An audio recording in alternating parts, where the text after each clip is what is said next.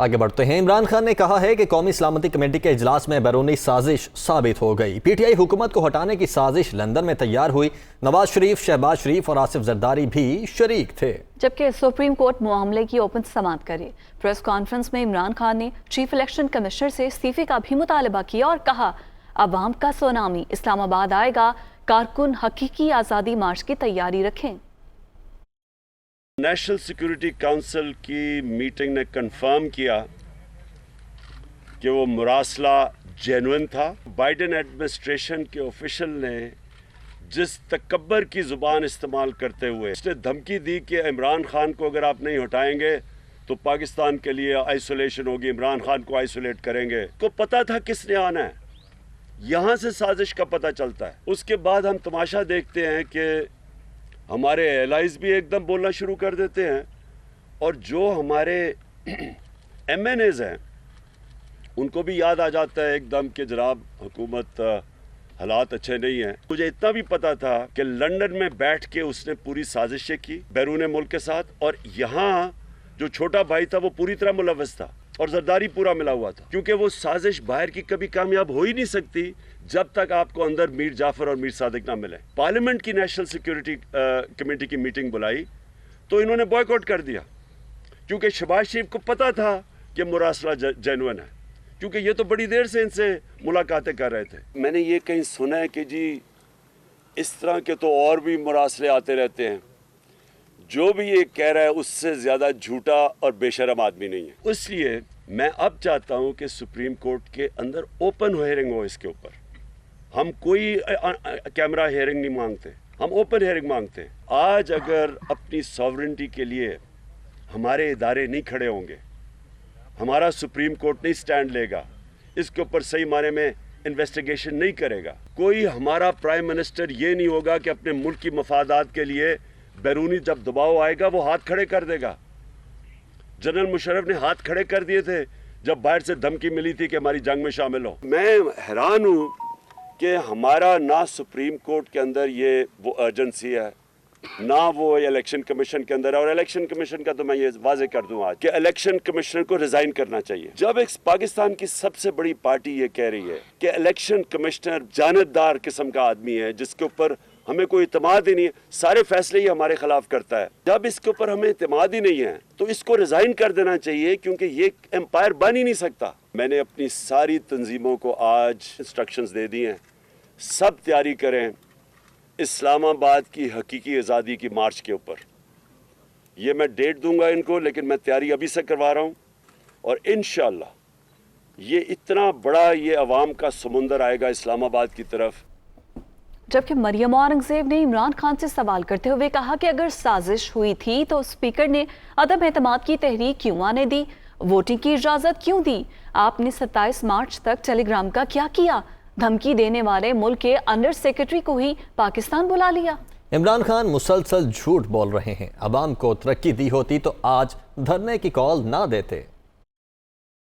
تمہارے خلاف اگر سازش ہوئی تھی تو آپ نے کیوں اجازت دی اسپیکر کو کہ وہ تحریک عدم اعتماد پارلیمان میں جمع کرانے کا موشن جو ہے اس کو اپروو کرے؟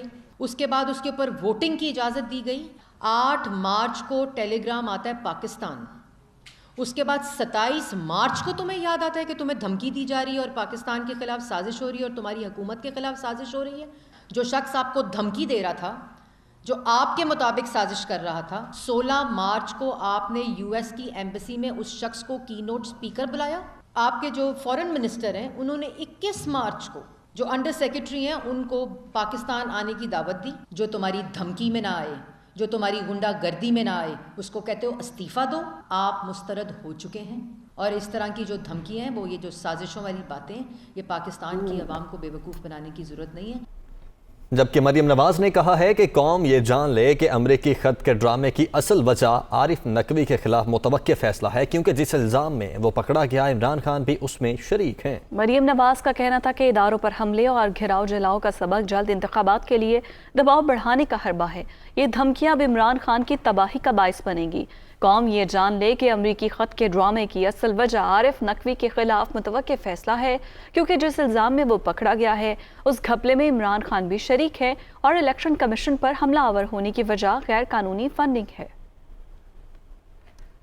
جبکہ امریکہ میں پاکستان کے سابق سفیر اسد مجید خان نے اپنے اصل ٹویٹر اکاؤنٹ سے ٹویٹ کرتے ہوئے کہا ہے کہ باقی تمام سوشل میڈیا کے اکاؤنٹس جعلی ہیں۔ لیٹر گیٹ اسکینڈل کے حوالے سے سوشل میڈیا اکاؤنٹس پر جعلی مواد کی بھرمار ہے۔ اس وجہ سے امریکہ میں پاکستان کے سابق سفیر اسد مجید خان کو بھی ٹویٹ کر کے اپنے ٹویٹر اکاؤنٹ کا بتانا پڑا۔ انہوں نے کہا کہ یہ ٹویٹ کرنا اہم ہے کہ میرا ایک ہی ٹویٹر اکاؤنٹ ہے، کسی دوسرے اکاؤنٹ سے کیے گئے ٹویٹس جعلی ہیں۔ وزیر اعظم شہباز شریف نے خضدار کچلا قومی شاہراہ کا سنگ بنیاد رکھ دیا۔ شہباز شریف کا کہنا تھا کہ ماضی میں بلوچستان کو نظر انداز کیا گیا، غلطیوں سے سیکھ کر آگے بڑھنا ہوگا۔ دہشت گردی نے پھر سر اٹھا لیا، قومی یکجہتی سے امن کے دشمنوں کو شکست دیں گے۔ کوئٹہ میں تقریب سے خطاب میں ان کا کہنا تھا لاپتہ افراد کا مسئلہ قانون کے مطابق حل کرائیں گے۔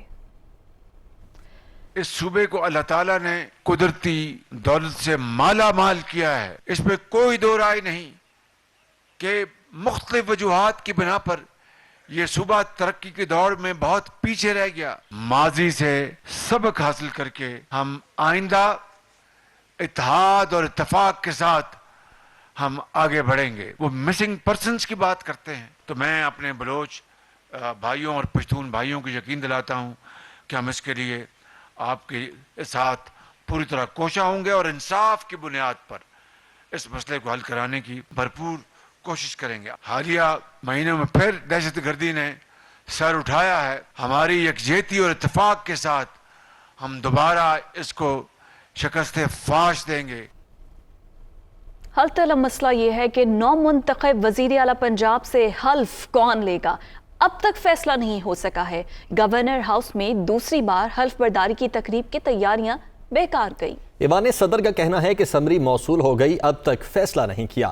عارف الوی آئین اور قانون کے مطابق ہی فیصلہ کریں گے۔ نو منتخب وزیر اعلیٰ پنجاب حمزہ شہباز کی حلف برداری کا معاملہ۔ ایوان صدر کو عدالتی حکم موصول، وصولی کی دستاویز سامنے آ گئی۔ ایوان صدر نے تحریری طور پر لاہور ہائی کورٹ کے عدالتی حکم کی وصولی کا وزیر اعظم آفس کو آگاہ کر دیا۔ ایوان صدر کے مراسلے کے بعد وزیر اعظم ہاؤس نے حلف کے لیے چیئرمین سینٹ کو نامزد کر دیا۔ ایوان صدر نے وزیر اعظم ہاؤس کی سمری موصول ہونے کی تصدیق کر دی۔ ایوان صدر کے مطابق صدر مملکت عارف الوی نے اب تک سمری پر کوئی فیصلہ نہیں کیا۔ وزیر اعظم ہاؤس سے موصول سمری کا جائزہ لیا جا رہا ہے۔ عارف الوی آئین اور قانون کے مطابق فیصلہ کریں گے۔ سمری ایوان صدر موصول ہونے کی اطلاعات کے بعد گورنر ہاؤس میں حمزہ شہباز کے حلف کے لیے ہنگامی بنیادوں پر تیاریاں بھی کر لی گئیں۔ مہمانوں کو شام 4 بجے حلف کی اطلاع کر دی گئی۔ بعد میں ایوان صدر کے بدلتے تیور کے باعث حلف کی تقریب بعد از افطار کر دی گئی۔ افطاری کے بعد بھی حلف نہ ہونے کے باعث تقریب دوسری بار ملتوی کرنا پڑ گئی۔ چیئرمین سینٹ صادق سنجرانی کو لانے کے لیے حکومت پنجاب کا طیارہ بھی اسلام آباد روانہ کیا گیا۔ ایوان صدر کے اعلامیے کے باعث حلف کی تیاریاں دھری کی دھری رہ گئیں، جس میں سمری کی منظوری کی کوئی حتمی تاریخ نہیں دی گئی۔ گورنر پنجاب عمر سرفراز چیمہ کی طبیعت سحری کے وقت ناساز ہو گئی۔ پہلے انہیں گھر پر طبی امداد فراہم کی گئی، پھر سروسز ہسپتال داخل کروا دیا گیا۔ گورنر کی علالت کے باعث تاثر پیدا ہوا کہ صدر مملکت اب کسی اور شخصیت کو حلف کے لیے نامزد کریں گے، لیکن صدر مملکت کی طرف سے وزیر اعظم ہاؤس کی سمری پر غور جاری رکھنے کے اعلان نے حلف کے بارے غیر یقینی صورتحال پیدا کر دی۔